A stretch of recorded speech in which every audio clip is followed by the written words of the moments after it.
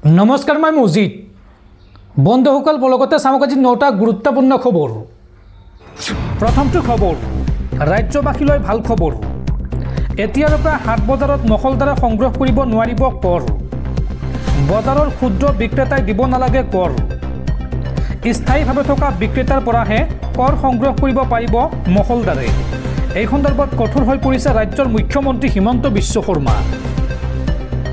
এতিয়াৰ পৰা পঞ্চায়তৰ হাট বজাৰত মহলদাৰে সংগ্ৰহ কৰিব নোৱাৰিব কৰ। বজাৰত বহা শাক পাচলি, তামোল পাণ, গাখীৰ বিক্ৰেতাই দিব নালাগে কৰ। সৰু সুৰা শাক পাচলি, তামোল পাণ বিক্ৰেতাক ৰেহাই দিব চৰকাৰে। কোনো দোকানীৰ পৰা অতিৰিক্ত কৰ ল'ব নোৱাৰিব মহলদাৰে। পঞ্চায়তৰ বজাৰত সৰু সুৰা দোকানীৰ পৰা ল'ব নোৱাৰিব কৰ। মহলদাৰে চাফ চিকুণ কৰি ৰাখিব লাগিব এই বজাৰসমূহ। কেবিনেট বৈঠকৰ অন্তত মুখ্যমন্ত্ৰী হিমন্ত বিশ্ব শৰ্মাৰ এই বৃহৎ ঘোষণা। সংশোধনী কৰা হৈছে পঞ্চায়ত আৰু গ্ৰামোন্নয়নৰ পঞ্চায়ত বিধি, আৰু এই বিধি অনুসৰি এতিয়াৰ পৰা পঞ্চায়তৰ হাট বজাৰত মহলদাৰে সংগ্ৰহ কৰিব নোৱাৰিব কৰ। পৰৱৰ্তী খবৰ, সাংবাদিক দিলৱাৰ হুছেইন মজুমদাৰৰ গ্ৰেপ্তাৰৰ ঘটনাক লৈ মুখ্যমন্ত্ৰী হিমন্ত বিশ্ব শৰ্মাৰ বিস্ফোৰক মন্তব্য। মুখ্যমন্ত্ৰীগৰাকীয়ে এই সন্দৰ্ভত কয় যে সাংবাদিকৰ সংখ্যাত নপৰে দিলৱাৰ হুছেইন। দিলৱাৰ হুছেইন মজুমদাৰ সাংবাদিক নে ব্যৱসায়ী, এই বুলি প্ৰশ্ন কৰিলে মুখ্যমন্ত্ৰীয়ে। দিলৱাৰ হুছেইন মজুমদাৰক লৈ মুখ্যমন্ত্ৰী হিমন্ত বিশ্ব শৰ্মাৰ বিশেষ মন্তব্য। মুখ্যমন্ত্ৰীগৰাকীয়ে এই সন্দৰ্ভত কয় যে সাংবাদিকৰ শ্ৰেণীত নপৰে দিলৱাৰ হুছেইন মজুমদাৰ। অসম চৰকাৰৰ সাংবাদিকৰ সংখ্যাত নপৰে দিলৱাৰ হুছেইন। পৰ্টেলত কাম কৰা সকলক আমি সাংবাদিক বুলি এতিয়ালৈকে ধৰা নাই। কোনো পৰ্টেলকে DIPR সংবাদ মাধ্যমৰ মৰ্যাদা দিয়া নাই। পৰ্টেলত কাম কৰা সকলক সাংবাদিক বুলি মানিম নে নাই সেয়া সিদ্ধান্ত লোৱা হোৱা নাই এতিয়ালৈকে। মুখ্যমন্ত্ৰীগৰাকীয়ে লগতে প্ৰশ্ন কৰে যে দিলৱাৰ হুছেইন মজুমদাৰ সাংবাদিক নে ব্যৱসায়ী। ডাম্পাৰৰ ব্যৱসায় কৰে দিলৱাৰ হুছেইন মজুমদাৰে। তেওঁৰ 4-5খন ডাম্পাৰৰ লগতে আছে কেইবাটাও ব্যৱসায়। প্ৰেছ ক্লাব আৰু সাংবাদিকসকলে দায়িত্ব ল'লে এতিয়াই মুকলি কৰি দিয়া হ'ব দিলৱাৰক। কিন্তু ডাম্পাৰৰ গোচৰত পৰিলে ইয়াৰ দায়িত্ব কোনে ল'ব? সাংবাদিকসকলক এই প্ৰশ্ন কৰে মুখ্যমন্ত্ৰীয়ে। মুখ্যমন্ত্ৰীৰ বিৰুদ্ধে লিখি কোনেও আজিলৈকে গ্ৰেপ্তাৰ হোৱা নাই, এই কথা স্পষ্ট কৰি দিয়ে মুখ্যমন্ত্ৰী হিমন্ত বিশ্ব শৰ্মাই।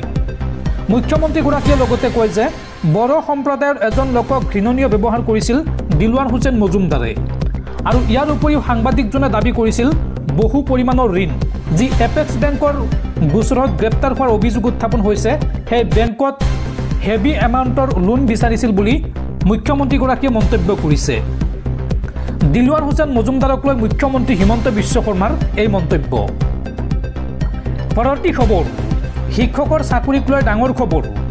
এতিয়াৰ পৰা নিজে বাছনি কৰি ল'ব পাৰিব কৰ্মস্থলী, কিন্তু এবাৰ নিযুক্তি পালে আপুনি জীৱনত বদলি হ'ব নোৱাৰিব।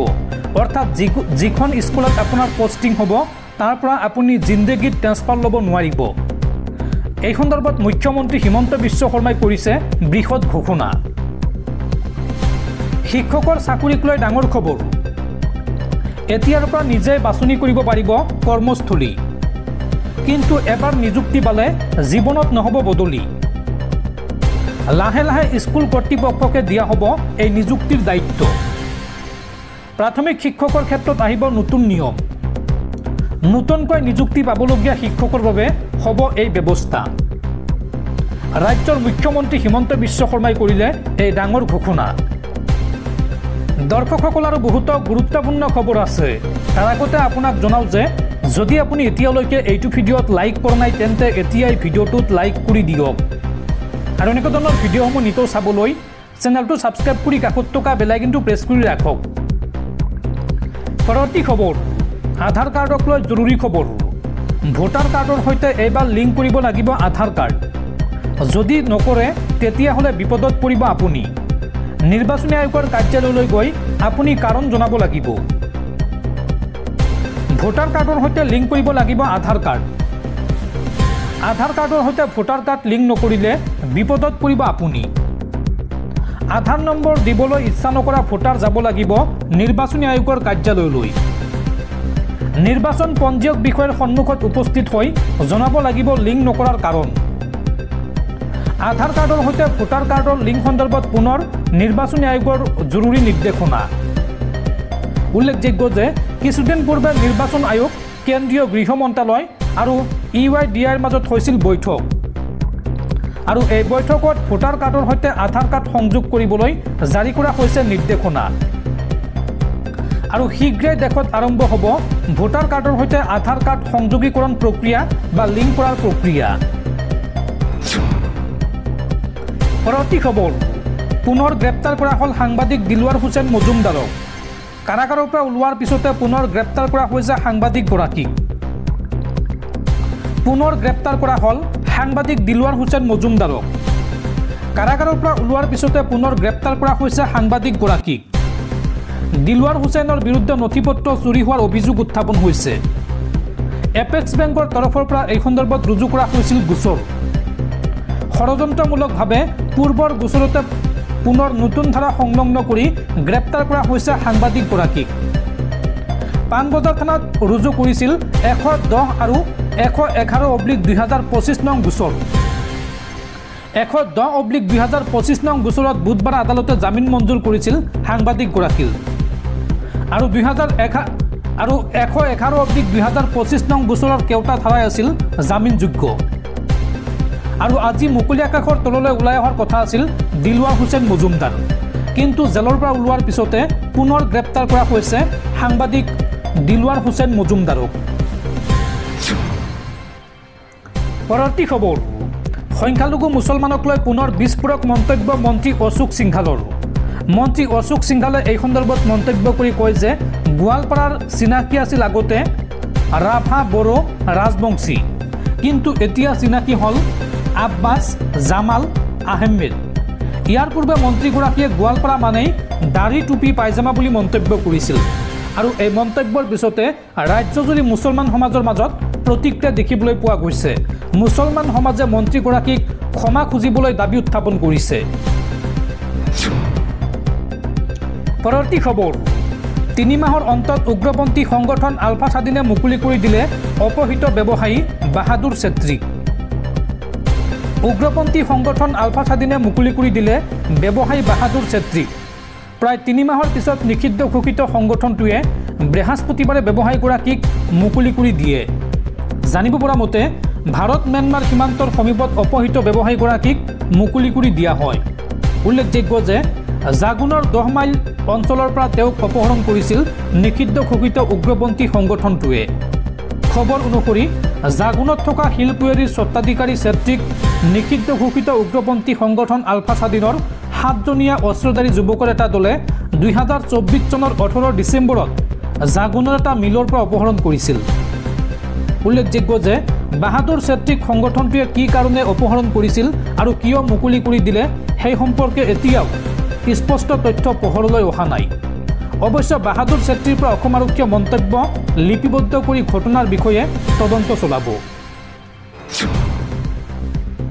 পৰৱৰ্তী খবৰ সাংসদ গৌৰৱ গগৈ আৰু তেওঁৰ পত্নী এলিজাবেথৰ পাকিস্তান লিংক সন্দৰ্ভত SITৰ তদন্ত প্ৰক্ৰিয়াক লৈ ডাঙৰ মন্তব্য কৰিছে ৰাজ্যৰ মুখ্যমন্ত্ৰী হিমন্ত বিশ্ব শৰ্মাই এই সন্দৰ্ভত কয় যে সন্দেহ কৰাতকৈ ভয়ংকৰ তথ্য লাভ কৰিছে SITয়ে ব্যক্তি বিশেষে ভাৰতত চাকৰি কৰিও পাকিস্তানৰ পৰা দৰমহা লোৱাৰ দৰে ঘনিষ্ঠ সম্পৰ্কৰ তথ্য জব্দ কৰিছে SITয়ে সংবাদমেল পাতি এই বিস্ফোৰক মন্তব্য ৰাজ্যৰ মুখ্যমন্ত্ৰী হিমন্ত বিশ্ব শৰ্মাৰ পৰৱৰ্তী খবৰ অসমৰ ডিব্ৰুগড় জিলাৰ পৰা প্ৰত্যাহাৰ কৰা হ'ল সেনাবাহিনীৰ বিশেষ ক্ষমতা আইন চমুকৈ আপস্পা ডিব্ৰুগড় জিলাৰ পৰা আপস্পা প্ৰত্যাহাৰ কৰিলেও ৰাজ্যৰ আন 3খন জিলাত বাহাল থাকিব আপস্পা বাহাল থকা জিলাকেইখন হ'ল ক্ৰমে তিনিচুকীয়া চৰাইদেউ আৰু শিৱসাগৰ এই 3খন জিলাত বাহাল থাকিব বা বলবৎ হৈ থাকিব সেনাবাহিনীৰ বিশেষ ক্ষমতা আইন চমুকৈ আপস্পা পৰৱৰ্তী খবৰ বিবাহ বিচ্ছেদ হোৱা চৰকাৰী পুৰুষ কৰ্মচাৰীলৈ ভাল খবৰ এতিয়াৰ পৰা চৰকাৰী পুৰুষ কৰ্মচাৰীয়ে লাভ কৰিব চাইল্ড কেয়াৰ লিভ বিবাহ বিচ্ছেদ হোৱা পুৰুষক সন্তান প্ৰতিপালন কৰিবলৈ দিয়া হ'ব 2 বছৰলৈকে চাইল্ড কেয়াৰ লিভ ৰাজ্যিক কেবিনেটত লোৱা হৈছে এই বৃহৎ সিদ্ধান্ত পৰৱৰ্তী খবৰ সাৱধান ৰাজ্যবাসী ৰাজ্যত পুনৰ বতৰ ল'ব কাল ৰূপ 29 মাৰ্চ পৰ্যন্ত ৰাজ্যত হ'ব ধাৰাসাৰ বৰষুণ প্ৰতি ঘণ্টাত 80 কিলোমিটাৰ গতিবেগত আহি আছে প্ৰচণ্ড ধুমুহা বৰষুণ আৰু এই সন্দৰ্ভত অসমৰ লগতে সমগ্ৰ উত্তৰ পূৰ্বাঞ্চলত জাৰি কৰা হৈছে এলাৰ্ট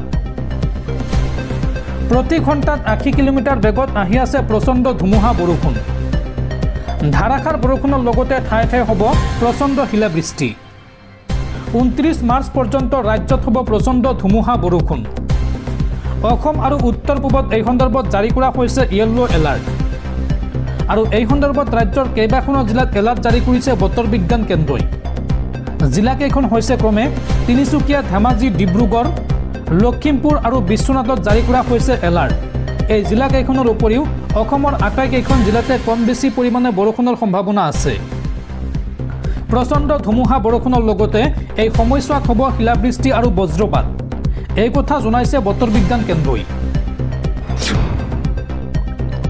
পৰৱৰ্তী খবৰ ৰাজ্যৰ লাখ লাখ ৰেচন কাৰ্ডৰ দোকানীৰ বাবে ডাঙৰ খবৰ 30 জুন 2026 লৈকে বৃদ্ধি কৰা হ'ল লাইচেন্সৰ ম্যাদ আয়ুক্ত কাৰ্যালয়লৈ নোযোৱাকৈয়ে চৰকাৰে বৃদ্ধি কৰিলে এই ম্যাদ ৰাজ্যৰ লাখ লাখ ৰেচন কাৰ্ডৰ দোকানীৰ বাবে ডাঙৰ খবৰ ৰেচন দোকানৰ লাইচেন্স নৱীকৰণক লৈ কেবিনেটৰ ডাঙৰ সিদ্ধান্ত 2026 চনৰ 30 জুনলৈকে বৃদ্ধি কৰি দিয়া হ'ল লাইচেন্সৰ সময়সীমা বিশেষ আদেশযোগে বৃদ্ধি কৰা হয় এই সময়সীমা উল্লেখযোগ্য যে এতিয়াৰ পৰা কোনেও ব্যক্তিগতভাৱে আয়ুক্তক কৰিব নালাগে আবেদন চৰকাৰে নিজে নিজে বঢ়াই দিব এই লাইচেন্সৰ ম্যাদ মুখ্যমন্ত্ৰী ডক্টৰ হিমন্ত বিশ্ব শৰ্মাৰ এই ডাঙৰ ঘোষণা